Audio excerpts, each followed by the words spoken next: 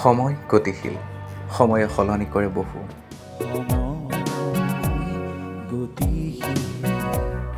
নতুনৰ বুকুত আজিও সজীৱ কিছু অতীত, যি অতীতে সোঁৱৰাই হেৰুৱা দিনৰ সুমধুৰ স্মৃতি, যি স্মৃতিয়ে নষ্টালজিক কৰি তোলে আপোনাক।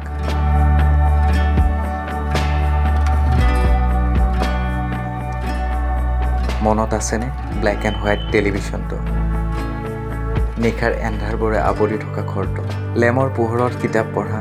মনত আছেনে VIP চুটকেছটো, টেপ ৰেকৰ্ডাৰ, মেণ্টেল লাইটৰ কথাবোৰ? আজি আপোনালোকক লৈ যাব বিচাৰিছোঁ পুৰণি দিনবোৰলৈ, স্মৃতিৰ কুঁৱলী ফালি নষ্টালজিয়া বুটলিবলৈ। সময়টোকে ৰাখি মই যে ভৰাই মোৰ কৰণী ৰচি মই সময় পাততে। মহানগৰী এটা বিশেষ মিউজিয়াম, য'ত বিচাৰি পোৱা যায় যান্ত্ৰিকতাৰ পৰা বহু নিলগৰ এখন অযান্ত্ৰিক পৃথিৱী। পুৰণি টেপ ৰেকৰ্ডাৰত ভাহি অহা গানবোৰে লৈ যাব আপোনাক হেৰুৱা অতীতলৈ। মহানগৰীৰ ৰূপনগৰৰ দেৱকুমাৰ বৰাৰ এই বিশেষ ঘৰটোত আজিও সজীৱ হৈ আছে সোঁৱৰণিৰ পুৰণি পৃষ্ঠাবোৰ। এই মিউজিয়ামত আপোনাৰ কোনো এটা ছাবজেক্টৰ ওপৰত কোনো আমি ফ'কাছ কৰা নাই। ইয়াতে আমি ধৰক বোলে ৰেডিঅ'ৰ ওপৰতে ফ'কাছ কৰিছোঁ তেনেকুৱা কথা নহয়।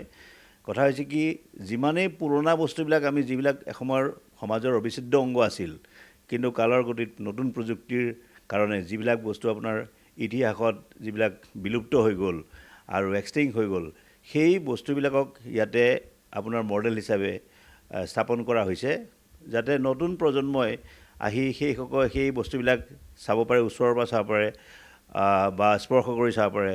সেই যুগৰ দুনিয়াখননো কেনেকুৱা আছিল, যেতিয়া আপোনাৰ লাইট নাছিল, তেতিয়া লেম্পটোৰ দ্বাৰা কেনেকৈ পঢ়া শুনা কৰা হৈছিল, বা যেতিয়া হোৱাটছএপ নাছিল, ফেচবুক নাছিল, ইমেইল নাছিল, তেতিয়ানো যোগাযোগৰ ক্ষেত্ৰখন কেনেকুৱা আছিল। এখন চিঠিয়েই হওক বা এটা বাৰ্তা যদি আপোনাৰ বিদেশলৈ পঠিয়াব লগা হয়, কিমান কষ্টকৰ আছিল। তথাপিও সেই ব্যক্তিসকল যথেষ্ট সুখী আছিল। কিন্তু আজি ধৰক ইমান এনেকুৱা এটা নতুন প্ৰযুক্তি আহিল, এক ছেকেণ্ডতে এটা ইমেইল, হোৱাটছএপ আপোনাৰ বিদেশলৈ যায়, আমেৰিকালৈ যায়, লণ্ডনলৈ যায়, তেনেকুৱা আছিল। কিন্তু আগতে এটা ট্ৰাংকল আপোনাৰ ধৰক যদি কেতিয়াবা মাক ঢুকায় বা পিতৃ ঢুকায়, নিজৰ সন্তানে হয়তো চাকৰিত থাকে, 3 দিনৰ পিছতহে সেই ট্ৰাংকলটো পায়গৈ বা সেই মেছেজটো পায়। আৰু কেনেকুৱা এটা তেওঁলোকৰ মনত কেনেকুৱা এটা সঞ্চাৰ হৈছিল, মনৰ ভাৱটো কেনেকুৱা সঞ্চাৰ হৈছিল। গতিকে সেই কথাবিলাকক প্ৰতিফলন ঘটাবৰ কাৰণে এই মিউজিয়ামটোৰ প্ৰধান লক্ষ্য। পুৰণি স্মৃতিৰে এইদৰে বুকুত কঢ়িয়াই ফুৰক নষ্টালজিয়াৰ সুগন্ধি সুবাসবোৰ। অতীতক বিচাৰি সুখৰ সময়বোৰ সোণোৱালী হৈ থাকক এইদৰে সদায় আৰু চিৰদিন।